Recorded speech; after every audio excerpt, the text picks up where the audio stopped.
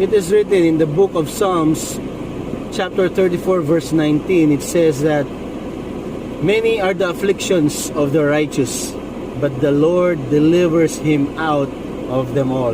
Ang tanong, paano ka naging matuwid? Wala ni isang tao dito sa mundo ang matuwid. Ni isa.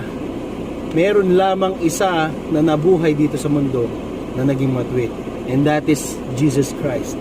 Jesus Christ is the only one who lived on earth, who is fully God and fully man. That is why He is called to be righteous. The same thing with us. God never promised that when we have a relationship with Jesus Christ, magiging patag na yung mga daan natin. Wala na tayong magiging problema. Wala na tayong magiging pagsubok. No. Hindi pinramis ng Panginoon na magiging ganun ang buhay natin. Walang nakasulat sa Biblia na pag meron kang Kristo at tinanggap mo si Kristo bilang iyong Diyos at tanging tagapagligtas, ang nakalagay doon, hindi ka naman dadaan sa patag na daan. Ang sabi nga ng Panginoon in John 16, in this world, you will have tribulations. Ang sabi pa nga niya, magkakaroon ka ng problema, sigurado yon. Pero ang promise ng Panginoon, sabi niya sa Psalms 34:19, but the Lord delivers him out of them all. Paano tayo nagiging matuwid? How do we become righteous?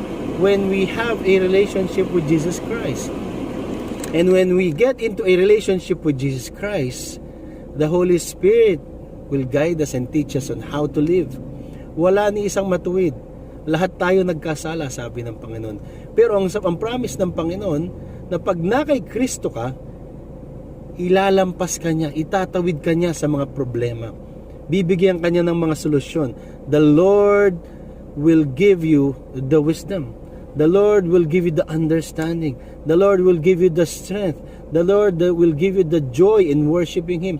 Kahit na duman ka pa sa pagsubok, ang sabi ng Bible, you need to worship Him. You know why?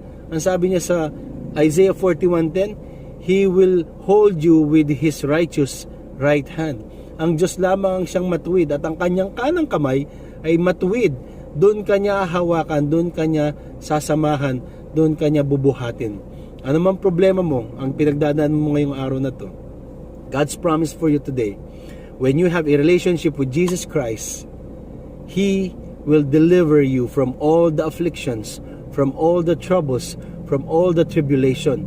Bibigyan ka nga niya ng kalakasan, sabi ng Corinthians. When you go through this temptation, sabi ng Corinthians, He will give you the strength to overcome it. Ibig sabihin, bibigyan ka niya ng kalakasan upang malampasan mo ang lahat ng problema mo. Kaya ikaw ngayon, kung ikaw ay namumroblema, ikaw ay